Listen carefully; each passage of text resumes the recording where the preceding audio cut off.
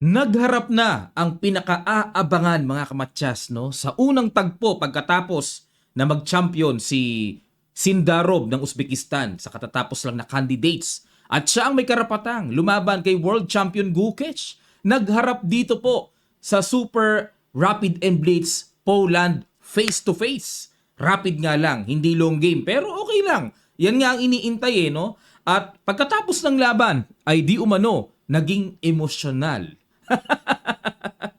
at pinanood ng buong mundo. Yan po ang ating gigisahin, ang laban na to mga kamatsas. At pagkatapos ito, may ipapasok tayong matinding laban naman ni Wesley na talagang inaabangan din naman. Pero bago yan mga kamatsas, bago natin pasadahan ang mga bagay-bagay, iwanan ko muna kayo ng puzzle hatid sa atin ng Internet Chess Club.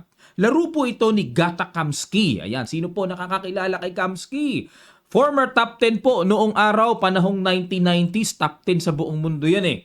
At while si Kamsky dito, papaano minatyas ni Kamsky ang kanyang kalaban? It's white to play and win mga kamatyas. Lagay nyo po ang inyong kasagutan sa comment section below. Supportan nyo na po sa video na to. Malaking bagay ang inyong mga komento. At sa mga wala pa pong Internet Chess Club, downloadable sa Play Store at App Store. Napakadali lang po. Free lang ang paggawa ng account dito. At makikita nyo lang din ang link site sa description ng video na ito. Okay po mga kamatyas. At bago natin tuluyang simulan, ongoing po ang registration ngayon ng ating Kamatyas Online Summer Chess Clinic.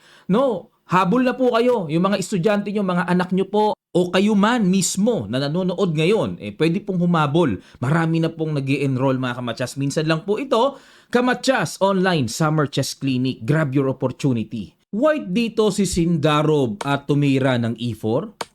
C6 naman, Karukan ang idinipensa ni World Champion. Knight F3, grabing rapid variation. Ito po ang natural yung dini D4. Lagi nating nakikita yan no, sa main line ng Karukan. D4 tapos magdi D5. Normal yon. Pero nag-Knight F3, yan ang medyo kakaiba. Dini 5 at kaya naman pala nag D3. Papunta sa King's Indian attack ang gustong diskarte dito ni Sindaro. May hamon kagad, no? Pag kinain po yung pawn, kain, may queen to queen kagad. Endgame ang gusto. Pero naramdaman ni Gukesh na preparado, inayawan, iniwasan yung ganong queen to queen kagad. Pero si Sindarov na kumapture sa gitna. Nag C4, hinamon pa ng isa. Knight F6, develop lang, depensa, at nag Knight C3, develop at dagdag tensyon, atake sa D5.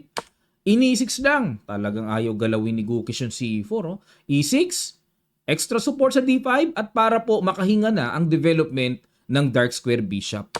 Nag G3, ayun, gumastos pa ng isang tempo. Himbis na kaya nang i-develop ang bishop tapos castling kagad, pero bakit gumastos pa ng isang tempo? Kasi talagang mainam ang linya na nagbi-bishop G2, parang ikakatalan na combine na mekos na, no? Tapos meron pa ako nakikitang bishop F4 sa isang banda na maaatake mamaya ang reyna, kaya medyo gumastos pa si Sindarov ng tempo. Pero bookline pa yan. Bishop B4, ayan, hindi rin naman nagpapahuli si Gukesh.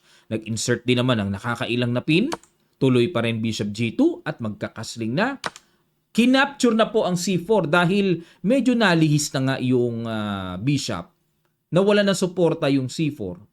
Nagtaka siguro, bakit iniwan? Kainin kaya natin. Sinubukan. Pero nag-bishop F4. Talagang parte ng lalim ng preparasyon or ng opening na ito, no? Parte. Ang gusto dito ni Sindarov, okay, labas-labas, develop ang mga pieces. Nag-queen A5, dinoble ni Gukesh ang atake sa knight. Saka kinapture ang pawn C4. Bookline pa rin mga kamatyas. Ito'y maaaring aware pa si Sindarov Maaring naaral pa Kinain na naman ni Gukesh. Kain. Queen takes C3. Talagang pinagkakain. At nag-knight D2. Yan naman ang lumalabas po na novelty. Sangga at extra support na rin sa C4. Pero may tumira po. Old line. May tumira ng bishop D2 Yan ang old line. Mukhang pinagkakain. Pinakain ng pinakain. Kaya ba? Hindi pala pwede. Bishop dito. Oo nga, pwede. Bishop dito kain. Pag nag-rook C1, may check naman. Sa ganitong strategy, yung tipong sayo na lahat ang pawns ko. Pero makadevelop ay malaking factor. Development ang kapalit. Pero knight dito ang ginawa. Novelty. Bagong linya. Nag E5 si Gukesh, inatake ang bishop. Rook C1, kumounter attack muna sa Reyna. At nag Queen A5, okay, iwas. At nananatili pa rin suportado yung pawn. Nag Bishop G5. Plano, kakainin po yan, makakadamage sa kingside. Nag Bishop G4 naman. Hanip yung mga insert na atake nila, oh. At pinoprovoke dito ni Gukesh na mag F3, pangsangga, yun nga lang, makakapagpaabala sa kingside, papangit, at makakapagpabara sa bishop sa G2. Nag Queen C2. Iwas, Knight C6. Talagang, kumbaga, okay lang na ipakain yung knight, pero importante, yung knight paparating sa D4, may knight B4, butas-butas na yung mga dadaanan ng knight para maka-atake, especially sa queen. At kinaslingan lang din, oh, talaga. Kumbaga parang wini-welcome pa nga si Sindarob eh. Sige, kainin mo. Double po na ako. Oh. Nag-H3. Ayaw ni Sindarob muna. Bishop E6. Kinapture na. Ayan na po. Tinuluyan na. Tempting din kasi talaga eh. Tempting yan eh. O, di ba? O, bukod sa double pawn, eh, kahit pa paano, nakapagpa-expose sa blocking na tipong parang ang sarap huntingin at atakihin. Nag-Knight E4. Sinimula na nga ang hakbang na inatake yung F6. Nag-King G7. Depensa muna. At nag-F4. Talagang basag-basag na ito. Atakador talaga si Sindarob, ano? Nag-F5. Counter attack si Gukesh sa Knight. At pumasok po ang Knight. Nag-E4. Okay, pasok lang. At nag-Queen to B2 check. Ayun. Umiwas lang din. At dito nag-King H2. Ayun, nag-prophylactic lang muna si Sindarob para makaiwas sa mga potential. Ay, kasi pwede mag-Queen B6 check. Mahuhuli, ano? Talo na nga sa number of pawns eh. Pag na-simplify ang queen, mas lalong gagaang po ang pag-control na or position na ng black dito. Kaya umiwas muna si Sindarob sa potential na baka mahuli ang queen. Okay, nag-Queen B6 pa rin. Hinamon at hindi talaga pwedeng lumaban sa hamon ng queen to queen. Iwas talaga hanggat maaari. Queen E2 at ayun, mag-i-slide po sa H5. Abay, napakalakas naman ng plano. At nag-Queen D4. Pinaka-solution na kapag nag-Queen H5, ayun, pupunta po sa G7 para mapigilan yung paparating na mating attack. Ayun, nag-Knight E4 po si Sindarob ay talagang parang talagang kumpiyansang pakiramdam talaga ni Sindarob, ano? Kasi sa mga ibang games na ginagawa niya talaga yan eh. Ginagawa niya kay Pragdananda. Binugbog niya si Prag, di ba? Nag-sacrifice siya eh. Nitong nakaraang laban niya eh. Pero, si world champion, sinakripisan. Nag-F-take. Pero ang tamang tira daw po, sorry po mga kamatyas ang accurate ay Queen H5 pa rin, Queen G7, tapos G4. Yun ang accurate na nire-recommenda ng computer para po sa inyong kaalaman. Queen H5 and then G4. Balik tayo sa Knight E4, blunder ratios at kinain push F5. Ayan. Okay, at umiwas. So, one piece up si Gukesh. Maliwanag, ano? At nag-Rook AD1. Mahilig talaga si Sindarob sa ganito. Yung positional sacrifice. Yung pagka-sacrifice biglang parang wala lang. Ang tagal gapangin, ano? Queen takes E4, ang tagal eh. Pero ang epekto naman na natanaw dito ni Sindarob, tingnan nyo po mga kamatyas, ang epekto. Oo nga, lamang nga ng bishop si world champion, pero paano gagalaw? Hindi nga maigalaw eh. Baldado, di maka-bishop D7, may tore. Hindi maka-bishop E6, may pawn. So binabaldado ni Sindarob muna for the meantime. Ayan, nag-Rook D8. Dahil gusto ni Gukesh ang plano niya, exchange, kain-kain, imagine, at yung pawn sa F5 ay lilipad. At makakalabas na yung bishop, makakakain pa. So yun po yung plano, no? Pero accurate-wise, Queen E5 daw ang accurate. Hamon ng hamon hanggang dulo talaga. O, yan ang maganda. Hamon talaga. O kasi labang na isang pyesa, daanin sa... Hindi sinasabi nating daanin lagi sa yaman eh, no? O yan, pero nag-Rook D8. Dinadaan din naman sa yaman pero hindi po nagustuhan ng computer engine ang tira na yan.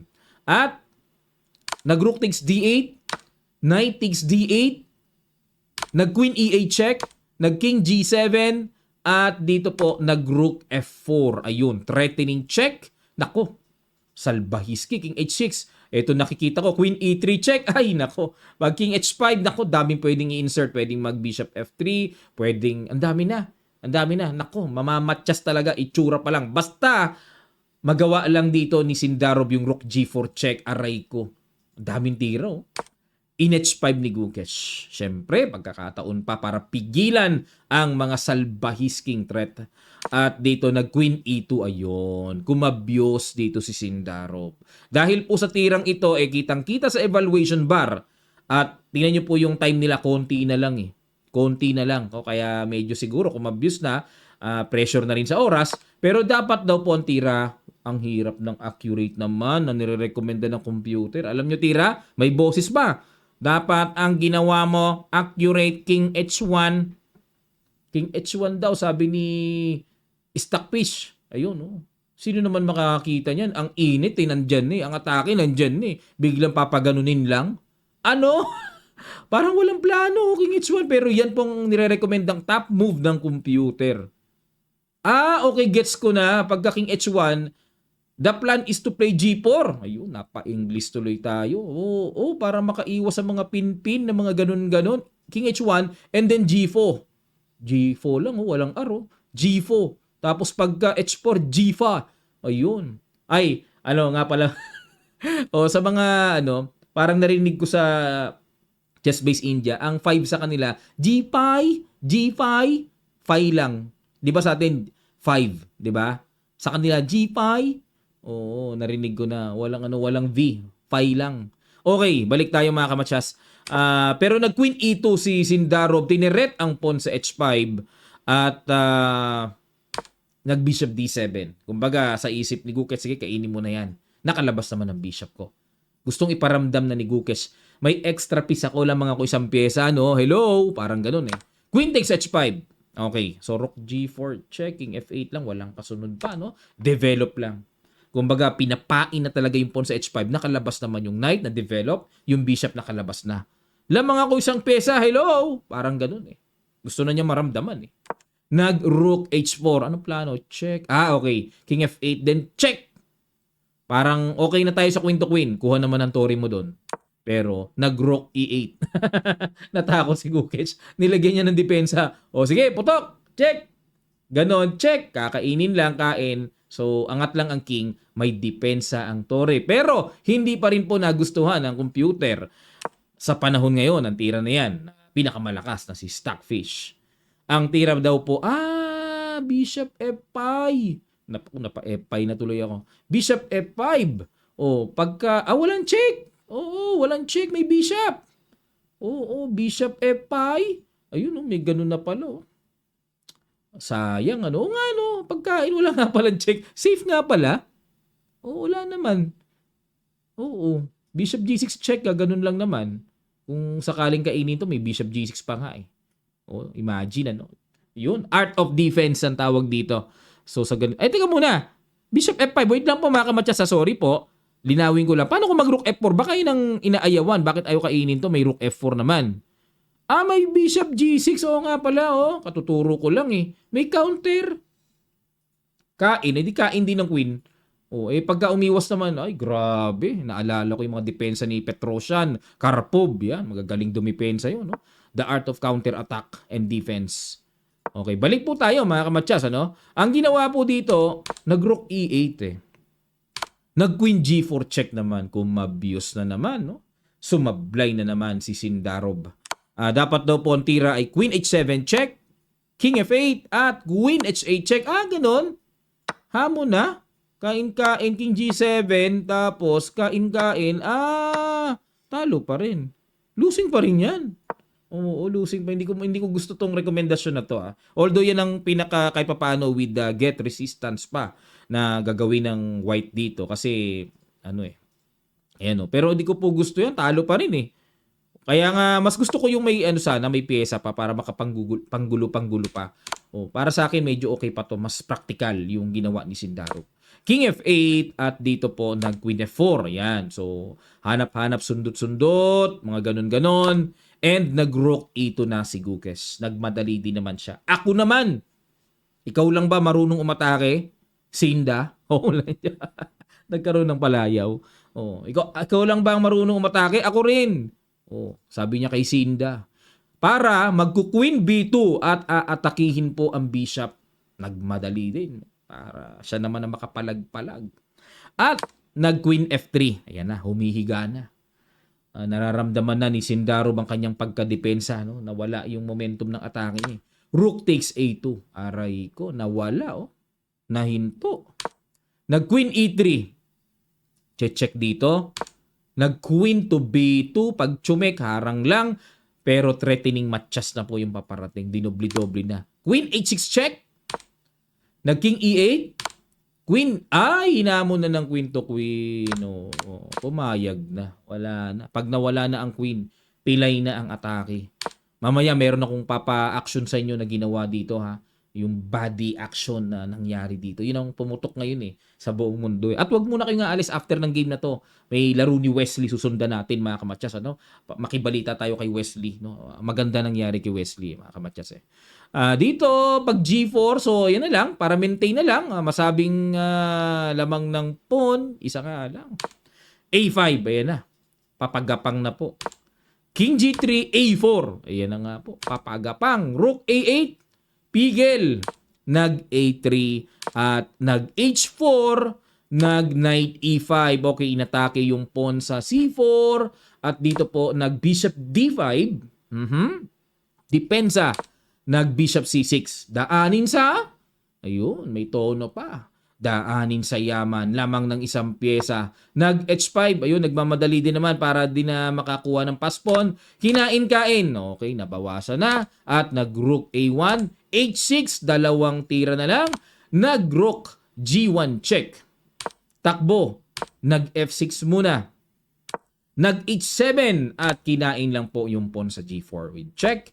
At nag-King E3 and nag-Knight F7 to hold, to stop the coming pawn promotion. Kakainin lang po yan ng Knight. At dito po nag-resign na ang World Championship Challenger ni Gukesh. Bakit po nag-resign? Sige nga, tingnan natin para talaga maliwanag. Queen, obligadong kainin yan. Knight takes, at kapag po nag-Rook takes, and then may Rook to A4. Uunahan kasi yung control para hindi maka-rook behind. Kasi pag nag-A2, rook behind, mahihirapan pa eh. O ngayon, tendency, takbo. Hahabulin talaga yan. A2, takbo. Yun nga lang po, may King D6. Paralisado na ang rook sa A1. Kakainin pa, uubusin yan. O yan, tapos gapang pa, dami. Totally hopeless for white, mga kamatyas. Grabe ang unang emosyon. Alam nyo, napag-ganon si Gukesh, napag-ganon siya. Kasi talagang inaabangan sila eh. At marami na rin sigurong nabasa siya, nasakta na siya, na bugbog yan si Gukesh. Pagdating sa World Championship, patay kay kay Sindarob yan, di ba? Kahit nga ako, sinasabi ko lagi yon na, naku po, medyo parang, medyo malayo ang performance, especially kung candidates. Pero kung sa bagay, long game naman, mga kamatyas, maganda performance si Sindarob. Magbuhat sa World Cup na long game, tapos candidates puro long game yun eh. Ang World Championship unang bungan diyan. 12 matches or 12 games na puro long game eh. 'Di ba? Yan ang format eh. Bago pa papasok ang rapid tiebreaker, ang blitz tiebreaker, long game muna eh. Ito nagkasubukan sa rapid, nagkaharapan. Nadali. Yun nga lang, may katwiran si Sindarob. Ano yun? Kumbaga parang isang player na lumalabas sa venue. Ano nangyari sa game mo? Talo, nag-sacrifice ako eh. Meron dahilan. Bakit? Nag-sacrifice ako. Kumbaga parang ang bungad eh. Ang tapang nito pala eh. Kaya naman pala natalo to eh. Talagang nag-sacrifice naman pala eh. Matapang pa rin. Yan ang mga ng mga Pinoy eh. Di ba? Mga dahilan. Nag-sacrifice ako eh. Ayan mga kamadyas, ang next natin. Ayan, pumili po ako ng best game dito ni Wesley. At para makumpleto ang video na to, huwag muna kayong alis mga kamadyas, and don't forget to subscribe this channel. Okay, go po tayo. Laro pa rin ni World Championship Challenger Sindarob. White dito si Wesley para sa akin po kasi dahil mainit nga ang momentum ni Sindarob, malakas talaga tong batang ito, talagang yan ang napili ko. Ito po yung sinundan ng laban bago magharap si Sindarob at Gukesh para po sa inyong kaalaman. At mamaya meron tayong makukonclude. Okay po? Yan, simulan na kagad natin. Pero pa-subscribe naman ng channel na to mga kamatyas, lambing lang po. Salamat po. Nag-D4 dito si Wesley, nag-D5 si Sindarob, nag-C4, E6, Knight C3, nag-C6. Aba, pagkaganyan po kasi ang approach. papunta yan sa tinatawag na Dutch Stonewall. Yan, kung gusto niyo pong matuto ng mga transposition sa opening, mga diskarte, tinuturo ko po yan sa aking Summer Clinic Opening Studies. Ayan, para matuto kayo ng mga diskarteng malalalim sa opening. Kaya mag-enroll na po kayo mga kamatsas. Suportahan niyo po. Okay, magda-Dutch Stonewall pagka ganyan. Pero nag-E3. Sa isang banda, meron pong tinatawag na Note Boom Gambit. Ano yon? Halimbawa, mag-Knight F3, tutuluyan ng black na capturein ang C4. O ngayon, ang gagawin, halimbawa, mag-E3, babawiin. Konting impormasyon lang po at kaalaman sa opening na to. B5, susuportahan. A4, babasagin. Papasukan naman ng bishop. Pin, para di makagalawang knight. Kakainin. Ito po yung bishop dito, tapos yung A5 line. Ay, sorry po. Pagka gumanito pala, nakalimutan ko. Kakainin muna. Kain, tapos A5 line. Yan. Kasi hahabulin dito ng putay na babawiin yung isang pawn eh. Mababawi naman. Pero ito po yung laman. Di nabawi na. Kasi pag kinain lang kasi mga kamatsas, may bishop takes B5 check. Kakainin, tapos B4. Aatras. At dito magda Knight F6. Ito yung, okay, bawi na ng puti yung pawn, pero nagkaroon naman ng nakakailang na papagapang later on. Yan ang pang-ilang ng black dyan. No? Papasok sa Queen's Gambit decline, Note Boom. Ayan, sabi ko po sa inyo mga kamatsas. Yan po ang paborito kong pag-aaral sa lahat yung opening eh. Kaya kung kayo nahihirapan sa opening, naku po, nakatagpo po kayo ng coach na paborito opening part. May improve kayo sa mga diskarte ng opening. Okay, balik po tayo mga kamatsas. Tinuro ko lang po sa inyo ang bakit ko pinakita yon. Kaya nag-E3 si Wesley. Di ba? Yan ang laman kasi expected ni Wesley kakainin yung pawn C4. Ayoko yung D takes C4, may bishop take, may may B5 mamaya, papasok sa Note Boom. Mahirap yon. Yun ang sinabi ni Wesley. Paano Wes? Mahirap. Mahirap daw eh. Kaya yun talaga. Nag-Knight F6. Kasi pinapahirapan ng black na na mababawi nga pero may di ba pinakita ko na sa inyo. At nauwi na po sa semi-slab defense. Semi-slab na, diyan na nauwi. Knight BD7, nag-bishop D3. Okay, main line ng semi-slab na. Kinapture, capture, B5. Yan. Dito naman ang technique mga kamatsas, inaantay talaga ng black, theoretically, bookline talaga, na paggalawin ang bishop. Kapag gumalaw, saka ngayon sasapulin ng D takes C4 para kumbaga parang nakatempo. Ba't kailangan kainin yung pawn C4 coach? Para maka B5. Bakit kailangan mag B5 coach pag ilag? Para maka A6 at bishop B7. Parang nakatempo lang. At nag-E4. Ayan. Inunahan na kagad ni Wesley to build up the center. At para makalabas na rin po ang dark square bishop. Nag-C5 na. Uminsert na ng basag dito si Sindarov. At nag-D5. Okay. At D5, counter basag sa gitna. At nag-C4, inatake ang bishop. Atras lang and nag-Queen to C7. Natatandaan ko to. Parang laro ni Kasparov Black. Tapos white si Kasim Zanov, kung di ako nagkakamali. Noong araw pa yon. Natandaan ko lang na parang kahawig. Castling, Bishop B7, okay, develop. At kinapture na ang E6, capture. At nag-Knight G5. Ayan, kumbaga pinagpagkagad ni Wesley. Para may atake kagad kasi po, yung king nasa gitna pa eh. So medyo pamagpag ito, Alam nyo ba yung pagpag? Yung ginagano yung pak! Yung mga tuwalya at saka paborito kong ipagpag noon yung tuwalya. Lumalagitik kasi malutong yung tunog eh. Nag-Knight C5. Ayun. Dinipensahan at nag-E5. Talaga. Wes, ikaw ba yan? Galing Pawn sacrifice. E5. At, kinain lang ni Sindarov. Parang nakatimbre Parang alam na alam Nag-rook E1. Okay. Kaya po pinakain yon para magkaroon talaga ng iba yung pressure sa E-file at maatake, especially yung king, ang tagal sa gitna. Nag-Queen D6. Dinaan sa, daanin na naman sa yaman. Queen takes, Bishop takes. Kinain na ni Wesley. Nako. Sinda. Nako, matakot ka. Paborito ni Wesley ang walang queen. Ingat siya. Bishop E3, threatening Bishop takes knight, and para makuha ng buong buo yung E6. Kumbaga may pasakali mga kamatsas. Ano pasakali? Hindi pa nga kinain eh. Hindi pa kinain. 'Di ba? Pwede nang kainin niya kung tutusin eh. Pero pasakali muna, may mga pabitin muna At nag-castling lang. Practical naman, practical approach si Sindarov. O pag kinain, kain, bahala ka dyan. Basta yung king, malayo na sa e-file. Takbo na, tago na. O, di ba? Practical lang. Nag-rook AD1, insert na naman ang atake at nag-bishop E7. At hanggang sa, grabe, ika-19th move na to, bookline pa rin. Grabe ka, bookish pala to. Kinapture na po. Kinapture, and para may knight e6, bookline pa rin. Nangyari pa. At nag-rook C8, H3. Okay, para walang knight G4. May mga pabitin si Wesley. Lalim ni Wesley dito. Nalaliman ako sa kanya. Layo ng theory. Bookline pa rin. Para walang knight G4. At nag-bishop B6. Yan naman po ang lumabas na novelty. Bagong luto sa position na to. Kasi exactly, rook A B8 ang palaging ginagawa dito, mga kamatyas. Ang dami pang tumira niya. Rook A B8.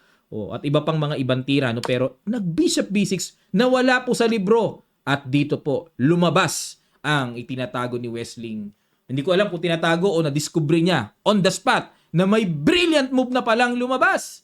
Ano po kaya yon, mga kamatyas? Sige po, paki-guess nyo ang humahataw na talagang matinding brilliant sa ilang sandali lang. Tutuloy kagad natin, mga kamatyas. Start!